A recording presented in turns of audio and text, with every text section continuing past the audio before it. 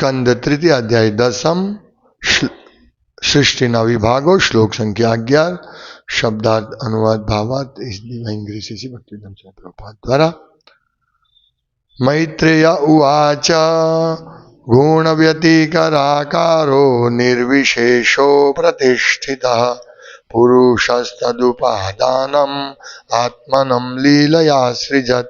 શબ્દાર્થ મૈત્રેય ઉવાચ. મૈત્રેય બોલ્યા, ગુણ વ્યતિકર પ્રાકૃત ગુણોની અરસપરસ થતી ક્રિયાનું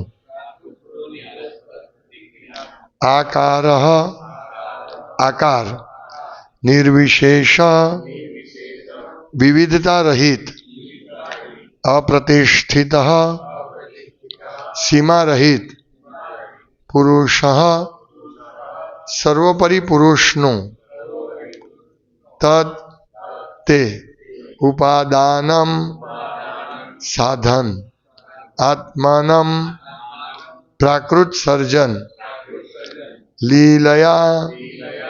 લીલા વડે અસૃજત સરજ્યું. અનુવાદ. મૈત્રેય બોલ્યા, પ્રકૃતિના 3 ગુણોની પરસ્પર થતી ક્રિયાનું આદિ કારણ સનાતન કાળ છે. તે અપરિવર્તનશીલ તથા અનંત છે. પ્રાકૃત સર્જનમાં ભગવાનની લીલા વિસ્તારવા તે તેમના સાધન તરીકે કાર્ય કરે છે. ભાવાર્થ. નિર્વિશેષ કાળ ભગવાનના સાધન તરીકે ભૌતિક સર્જનની પાર્શ્વભૂમિ છે. તે ભૌતિક પ્રકૃતિને સહાય આપનારું તત્વ છે. કાળની શરૂઆત ક્યાંથી થઈ અને ક્યાં તેનો અંત આવ્યો તે વિશે કોઈ જાણતું નથી. માત્ર કાળ જ ભૌતિક સૃષ્ટિના ઉત્પત્તિ, સ્થિતિ અને વિનાશની નોંધ રાખી શકે છે. આ કાળ તત્વ સર્જનનું ભૌતિક કારણ છે અને તેથી તે ભગવાનનો નિજ વિસ્તાર છે. કાળને ભગવાનનું નિર્વિશેષ સ્વરૂપ માનવામાં આવે છે. આધુનિક મનુષ્યએ પણ કાળ વિશે જુદી જુદી રીતે સ્પષ્ટીકરણો આપ્યા છે. કેટલાક તેનો લગભગ શ્રીમદ ભાગવતમાં સ્પષ્ટ કર્યા પ્રમાણે સ્વીકાર કરે છે. ઉદાહરણ તરીકે હિબ્રુ સાહિત્યમાં એ જ ભાવ અનુસાર કાળનો ભગવાનના પ્રતિનિધિ તરીકે સ્વીકાર થયો છે. તેમાં જણાવ્યું છે, ભગવાન જે વિવિધ કાળે અને જુદી જુદી રીતે વીતેલા સમયે ઉપદેશકો દ્વારા પૂર્વજો પ્રત્યે બોલ્યા હતા. અધ્યાત્મ વિદ્યા પ્રમાણે કાળને પૂર્ણ અને સત્ય તરીકે ઓળખાવાય છે. પૂર્ણ કાળ નિત્ય છે અને ભૌતિક વસ્તુની તીવ્ર ગતિ અથવા મંદ ગતિની અસરથી મુક્ત છે. અમુક વસ્તુના વેગ, પરિવર્તન અને હયાતીના સંબંધે ખગોળશાસ્ત્રની રીતે તથા ગણિત શાસ્ત્રની રીતે કાલ ગણના થાય છે. પરંતુ હકીકતમાં વસ્તુઓની સાપેક્ષતા સાથે સમયને કશી લેવા દેવા નથી. વધારે સાચું તો એ છે કે સમય દ્વારા મળેલી સગવડ પ્રમાણે જ બધું આકાર પામે છે અને ગણવામાં આવે છે. જેનાથી આપણે ભૂત, વર્તમાન અને ભવિષ્યની ગણના કરીએ છીએ તે આપણી ઇન્દ્રિયોની પ્રવૃત્તિઓનું માપ સમય છે.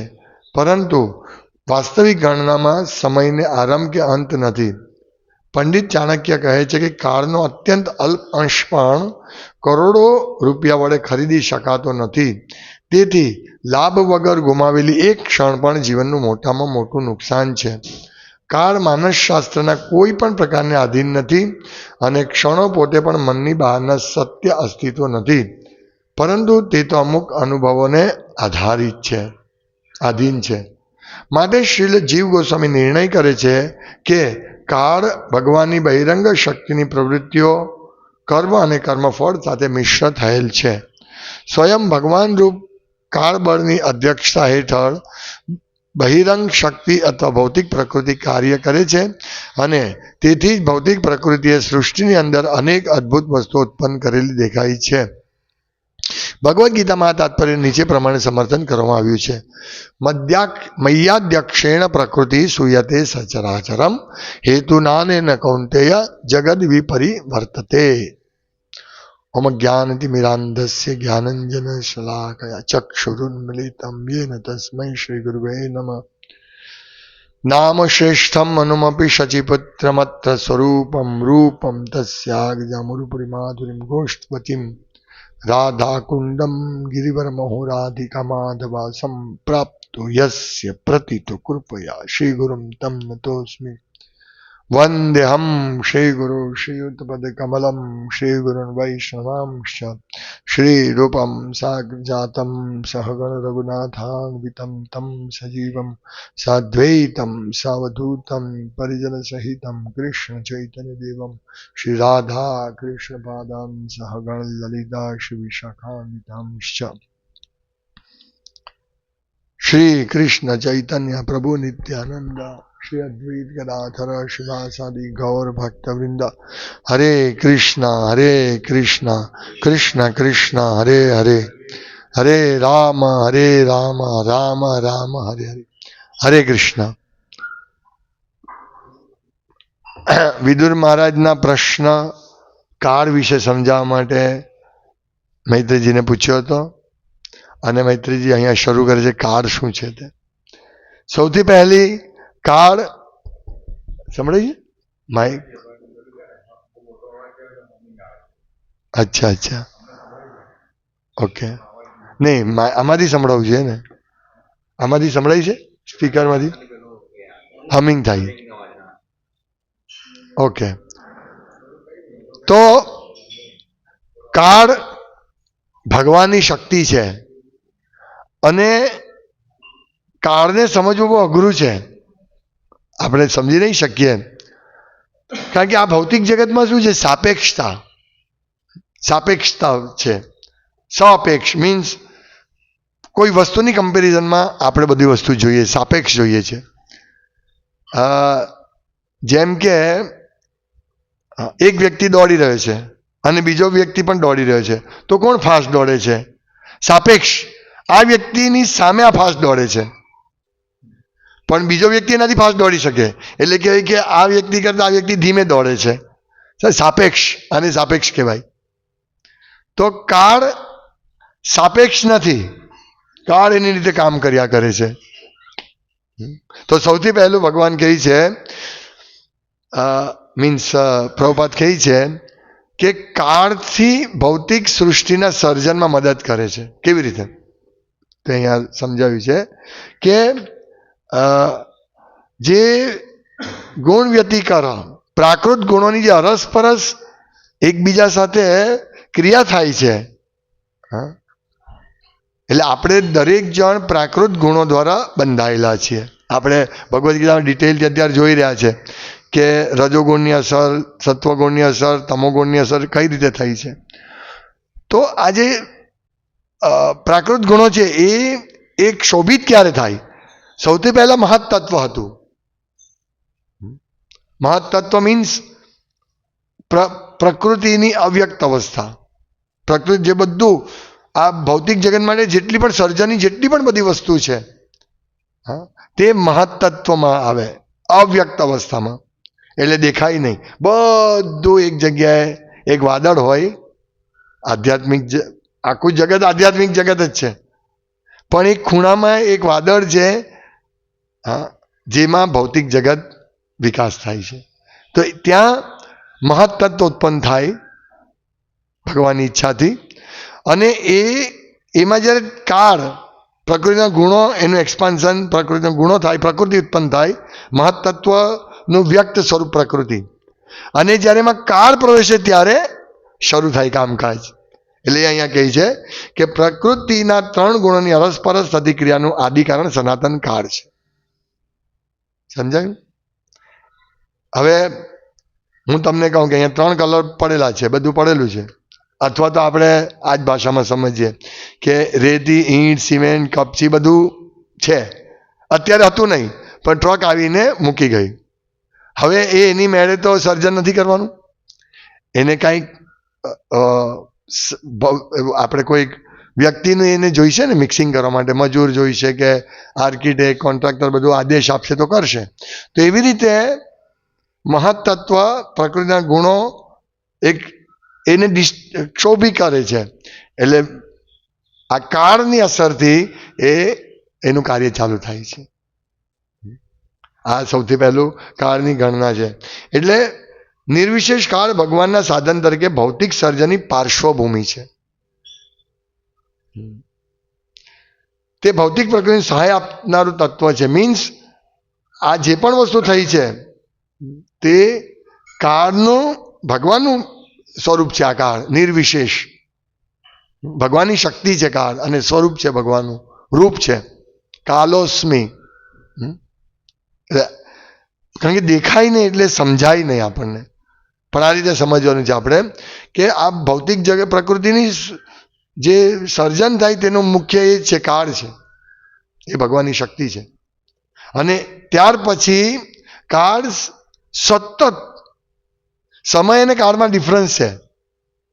કારણ કે સમયની ગણના કે સમય આ સમય ચાલુ થયો ને આ સમય પૂરો થયો, પણ કાળને સમય સાથે પણ લેવા દેવા નથી. આ સમજવું અઘરું છે. હા, તો કાળની શરૂઆત ક્યાંથી થઈ અને ક્યાં તેનો અંત આવશે તે કોઈ જાણતું નથી.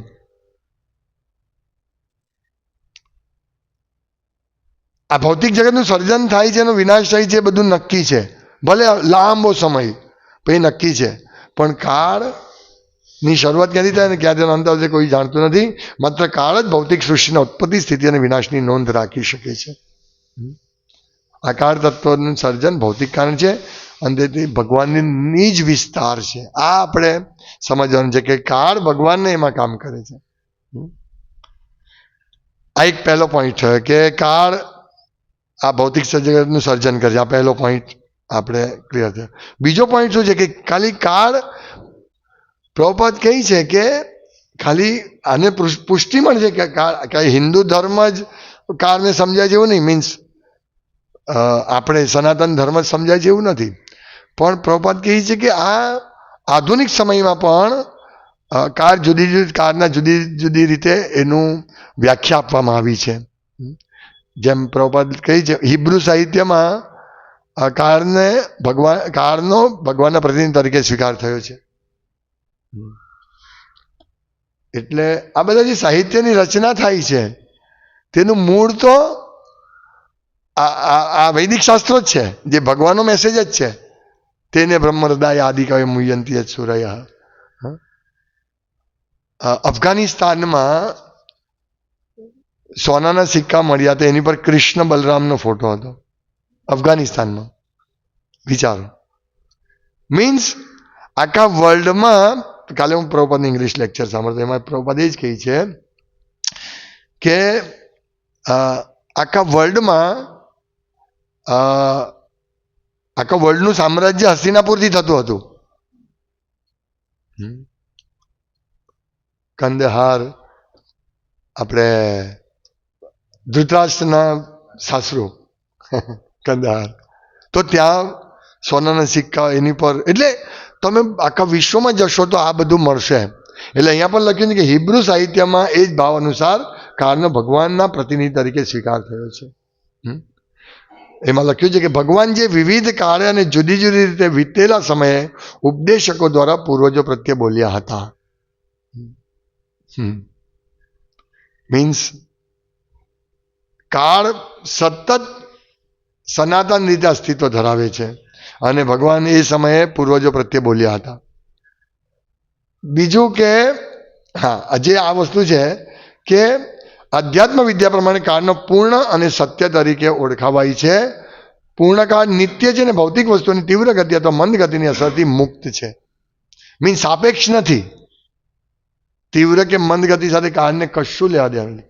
આ સમજવું અઘરું છે હે કે કઈ રીતે ચાલશે. કારણ કે આપણી દ્રષ્ટિ શું છે કે આપણે શું કે આ ધની છે, પેલો ઓછો ધની છે, પણ એ ના કરતા બીજો પણ ઓછો ધની છે, ગરીબ પણ છે, પૈસાવાળો પણ, બધું સાપેક્ષ. એટલે આપણને નિરપેક્ષ વસ્તુ ખબર નહીં પડે.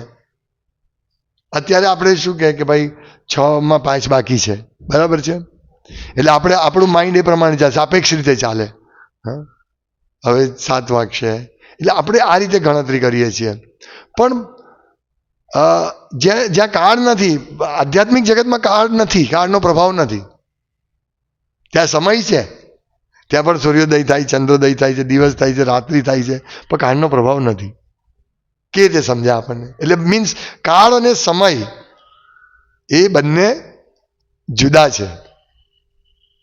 જુદા છે મીન્સ કાળ શાશ્વત છે, એનો પ્રભાવ આ ભૌતિક જગતમાં છે અને આપણે જો આપણા દરેક પર કઈ રીતેનો પ્રભાવ પડે છે. તો અહીંયા લખ્યું છે કે પ્રકૃતિના 3 ગુણોની અસર થતી ક્રિયાનું આદિકારણ સનાતન કાળ છે. એટલે આપણી પર જે અસરો થાય છે, કદી આપણે ગુસ્સામાં રહીએ, કદી રજોગુણમાં રહીએ, કદી સત્વગુણમાં રહીએ. અત્યારે આપણે બધા લગભગ સત્વગુણમાં છીએ. તો આ બધી અસર કાળને કારણે થાય છે.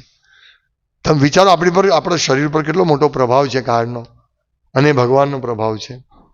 એટલે આ આપણે સમજવા જેવું છે. એટલે જ ભગવાન કહે છે, બધા લોકો એમ કહે કે કાળ સાઈડ પર મૂકે, ભગવાનને સાઈડ પર મૂકી દે છે, ભગવાન નથી.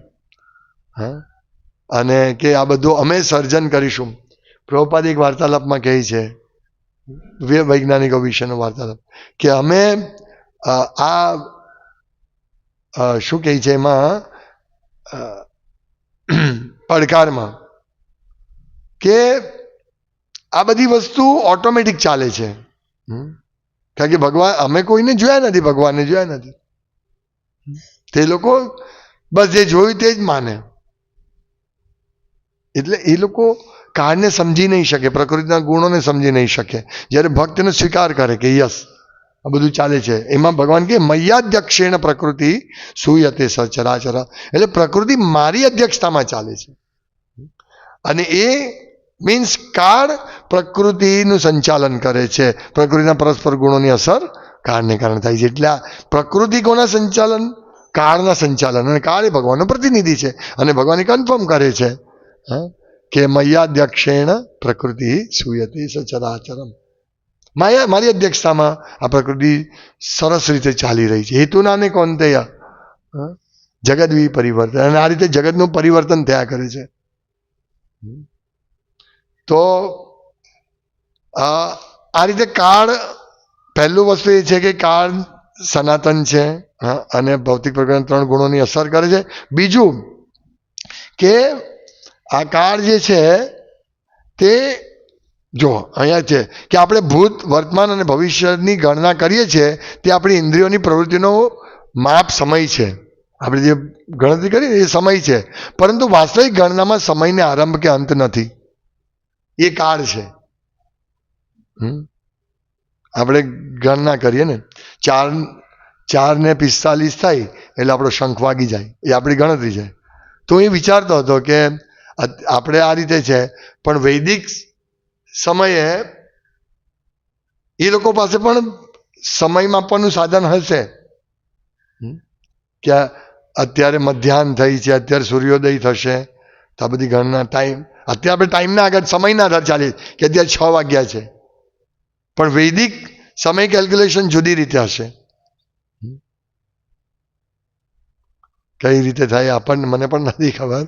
મેં એકવાર ભક્તને પ્રશ્ન પૂછેલો, પણ જેમ કે આજે સવારે 3:22 અચાનક મારી આંખ ઉઘડી ગઈ. 3:30 મારો એલાર્મ હતો, પણ અચાનક આંખ ઉઘડી ગઈ. એટલે અભ્યાસ, જે એક્સપર્ટ હોય ને તેને ખબર પડી જાય કે હવે ઉઠવાનો સમય થયો, મંગળા મુહૂર્ત ચાલુ થઈ ગયું. એ લોકો ખાલી તારાની ગતિ, એટલા બધા એક્સપર્ટ હતા કે એ લોકોને ખબર પડી જાય. જેમ આપણે પણ રોજ આવી રીતે કરીએ તો આપણે પણ ઘડિયાળ આના વગર ઉઠી જઈએ. ઘણીવાર જો મને ઘણીવાર એવો અનુભવ થાય કે એલાર્મ વાગ્યો હોય ને હું ઉઠ્યો નહીં હોય, પછી અચાનક ઉઠી જાઉં, અરે હા નક્કી મોડું થઈ ગયું, અને એવું જ થાય 4:15 વાગી જાય. હું 3:45 ઉઠવાને 3:30 4:45 ઉઠવાને બદલે મને એમ થઈ જાય, ઓ મોડું થઈ ગયું. કેમ તો ઘડિયાળ વગર આપણને ઘણી વાર ખબર પડી જાય. આપણે તો એટલા એક્સપર્ટ નથી એ રીતે, પણ આવો અનુભવ થાય, ઘણાને ભક્તોને થયો હશે કે ના આજે મોડું થઈ ગયું. ઘડિયાળમાં જોયા વગર આપણે કહી શકીએ, અને એવું થઈ જાય. કોઈ વાર પછી એવું નહીં પણ થાય, હજુ તો 3 જ વાગ્યા છે. એનીવે, આ રીતે કાળ વાસ્તવિક ગણનામાં સમયને આરંભ કે અંત નથી. આપણે કે આજે 7 મે 2025 એટલે આપણે ફિક્સ કરી દીધો આ સમય, પણ વાસ્તવિક કાળને કોઈ સમય આરંભ કે અંત નથી. તો પણ એનો મતલબ એવો નથી કે આપણે આને ગણકારવા નહીં. ચાણક્ય પંડિત કહે છે, પ્રભુપાદ લખે છે કે ચાણક્ય પંડિત કહે છે કે કાળનો અત્યંત અલ્પ અંશ પણ કરોડો રૂપિયા વડે ખરીદી શકાતો નથી. તેથી લાભ વગર ગુમાયેલી એક ક્ષણ પણ જીવનનું મોટામાં મોટું નુકસાન છે. એટલે આપણે કાળ જે આપણી સતત ફરી રહ્યો છે, આપણને ખબર જ નથી કે આપણું જીવન કેટલું મૂલ્યવાન છે. શ્રીમદ ભાગવતમના 11મા સ્કંદમાં ભગવાન ઉદ્ધવજીને કહે છે કે આ મનુષ્ય જીવન એ મને બહુ પ્રિય છે. ભગવાન કહે છે 84 લાખ યોનિમાં મનુષ્ય જીવન ભગવાનને બહુ પ્રિય છે. કેમ? કારણ કે આ મનુષ્ય જીવનમાં આપણે આ બધી વસ્તુ સમજી શકીએ અને આપણે કાળથી પર થઈ શકીએ, જન્મ મૃત્યુથી પર થઈ શકીએ. એટલે ભગવાન સ્વયંને આ ગમે છે. આ મનુષ્ય એની બહુ પ્રિય છે કારણ કે ભગવાન ઈચ્છે છે કે ભક્તો આ જીવાતમાં જે ફસાયેલો છે તે મારી પાસે આવે. તમે વિચારો, એટલા માટે આપણે કાળની એક ક્ષણ પણ ગુમાવવાની નથી. હા, કેટલો મોટો મેસેજ છે આમાં. એક ક્ષણ પણ ગુમાવી નહીં જોઈએ. હા, અને ત્રીજું છેલ્લું વસ્તુ કે જે આપણે ચર્ચા કરી દીધી કે કાળ જે છે બહિરંગ શક્તિની પ્રવૃત્તિઓ છે. કાળ ભગવાનની બહિરંગ શક્તિની પ્રવૃત્તિ છે અને કર્મ અને કર્મફળ સાથે મિશ્ર થયેલા છે. એટલે આપણે જે પણ કર્મ કરીએ છીએ એનું ફળ મળે છે તે પ્રકૃતિના ગુણ હિસાબે આપણે કર્મ કરીએ છીએ અને એનું ફળ મળે છે. અને કર્મમાં કાળનો સમાવેશ થાય છે. કાળની હાજરીમાં આપણે જે કર્મ કરીએ છીએ એટલે કાળની હાજરી, એટલે કાળ આપણને જોઈ રહે છે. કોઈ પણ કર્મ કરીએ છીએ કાળ જોઈ રહે છે આપણને. એટલે અહીંયા લખ્યું છે ને કે ભગવાનની બહિરંગ શક્તિની પ્રવૃત્તિઓ કર્મ અને કર્મફળ સાથે મિશ્ર થયેલ. કાળ એ કર્મ અને કર્મફળ સાથે મિશ્ર થયેલ છે. સ્વયં ભગવાન રૂપ કાળ બળની અધ્યક્ષતા હેઠળ બહિરંગ શક્તિ તો ભૌતિક પ્રકૃતિ કાર્ય કરે છે. મીન્સ આપણે એકદમ કાળના કમ્પ્લીટલી પ્રભાવમાં છીએ. મીન્સ આપણી ઉપર કમ્પ્લીટ અસર થાય છે કાળની. એટલે આપણે બહુ સાવધાનીથી આપણે મનુષ્ય જેને એક એક ક્ષણનો ઉપયોગ કરવો જોઈએ. એટલા માટે તો આ કાળ સમજ્યા છે. કાળ શું છે એ કહે છે કે મને કહો તો કાળ આ છે કે સૌથી પહેલા ભૌતિક પ્રકૃતિને ક્ષોભ કરે છે અને એથી પ્રકૃતિના 3 ગુણો ક્ષોભ કરીને કાર્ય કરે છે. બીજું તે અપરિવર્તન અને અનંત છે. અનંત પ્રાકૃત સર્જનો ભગવાનની લીલા વિસાદે સાધન તરીકે કાર્ય કરે છે. એટલે આ પ્રાકૃત જગત જે છે એ પણ ભગવાન લીલા જ છે. પ્રભુપાદ કહે છે કે યુદ્ધ મેદાન પર ભગવાન જે યુદ્ધ કરી રહ્યા છે અથવા કરાવી રહ્યા છે એમાં ઉપસ્થિત છે તે લીલા પણ એટલી જ મહત્વની છે જેટલી રાસલીલામાં મહત્વ છે. પ્રભુપાદ કહે છે એટલે નવોદિત ભક્તો માટે આ લીલા છે. યુદ્ધ મેદાનની, વિશ્વરૂપ દર્શનની, કાળને સમજવાની લીલા આપણે સમજવાનું છે. તો સ્પષ્ટ એનો સાર એ છે કે કાળ સનાતન છે, સતત આપણી ઉપર આપણે એના પ્રભાવ હેઠળ કાર્ય કરી રહ્યા છીએ. એટલે આપણે સત્વગુણમાં આવીને ધીમે શુદ્ધ સત્વગુણમાં જવાનું છે. તો આપણે કાળના પ્રભાવથી મુક્ત થઈ શકીશું. દેવી ગુણમયી મમ માયા દુરત્ય. તો માયા કાળની સાથે એ કાર્ય કરે. જોયું? એટલે માયા જે છે, માયાના 3 ગુણો. માયા મીન્સ શું? 3 ગુણો એના પ્રભાવમાં અને કાળ એની સાથે મિશ્ર થયેલો છે. સમજાય? અઘરું, સમજવાનું અઘરું છે, બહુ અઘરું છે. વિષય એવો છે. પણ રાસલીલા સમજવા જેટલું અઘરું નથી. રાસલીલા નહીં સમજાય. આ અવસ્થામાં તો નહીં જ સમજાય. ભગવાનની અંતરંગ લીલાઓ નહીં સમજાય, પણ આ સમજી શકાય કે આપણે સમયથી સાવધાન રહેવાનું છે. હરે કૃષ્ણ. શ્રીમદ ભાગવતમ કી જય. શિલ પ્રભુપાદ કી જય. વાંછાકલ્પેભ્યો નમો નમઃ. દંતે નિધાય